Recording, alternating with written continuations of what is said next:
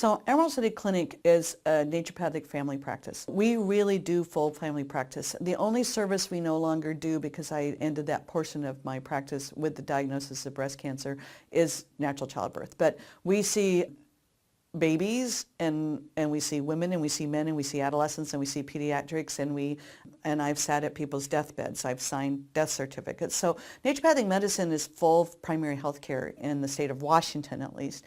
People come to me and come to our clinic to get any kind of primary health care. In addition, because of that, I have doctors that do physical medicine skills. We have acupuncture. We do detox. We do IV therapy. We do heavy metal detoxification. We have people whose skill sets include counseling for post-traumatic stress. We have homeopathy. We have something called plant spirit medicine. What I'm hoping that we provide whatever someone might need or the guidance to get to what they might need to remove their obstacles to cure.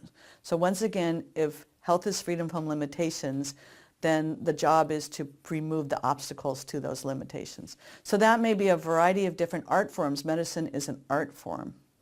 So where I excel personally is I have a great critical thinking mind and the ability to hear someone's story and put into perspective about how they got limited and how to remove those limitations. So where I really excel is in differential diagnosis and planning for someone to obtain their own goals.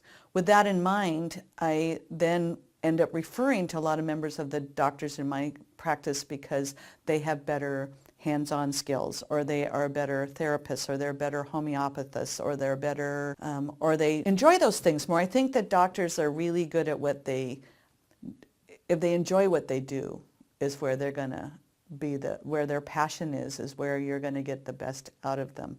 Also, just to let you know, doctors who don't ask you questions about certain areas of their life are probably uncomfortable with those areas of their life. So doctors are human beings too. So mine personally was always around, I was an athlete all the way through high school and then somehow went to medical school and stopped moving my body. So I would ask really great details about all sorts of things, your food, your digestion, your sex life, but I wouldn't ask you about your details about your exercise. So we're in this to learn. So where it's an exchange with my clients because they teach me something all the time too. So I really appreciate that about that. I feel better at the end of a day than I do when I walked in.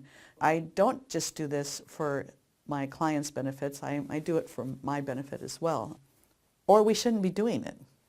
Your life is meant to be fulfilling and full, and it's not always going to be easy, but if we're learning, you're growing. If you're growing, then you're headed down a path that I think is more towards optimal health.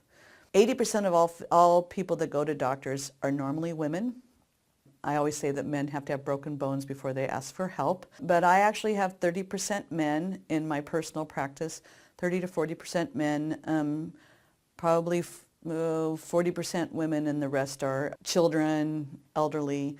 It's probably the demographics of most people that go to a doctor.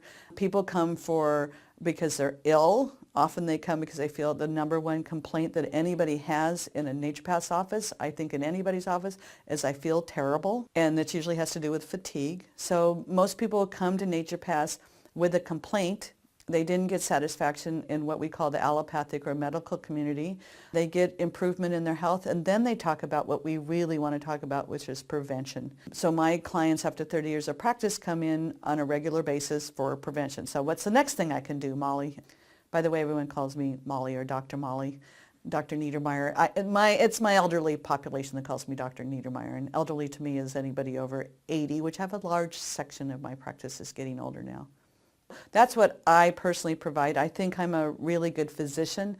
That doesn't come from an egotistical place. That comes from a place that God gave me a gift, and it would be foolish not to use it, so I use it. I personally attract doctors to my practice that can help me provide fuller care, also to allow me to not always be there.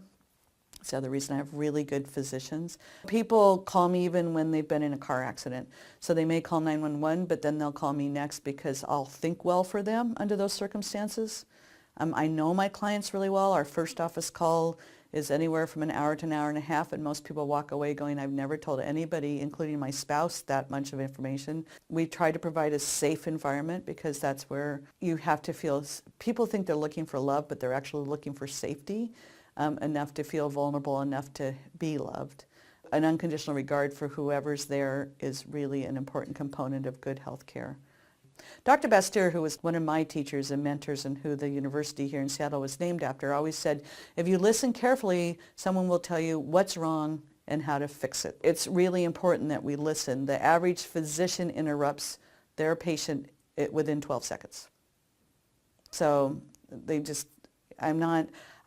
the one that directs your health care. You're the one that needs to be an advocate. We train you how to do that.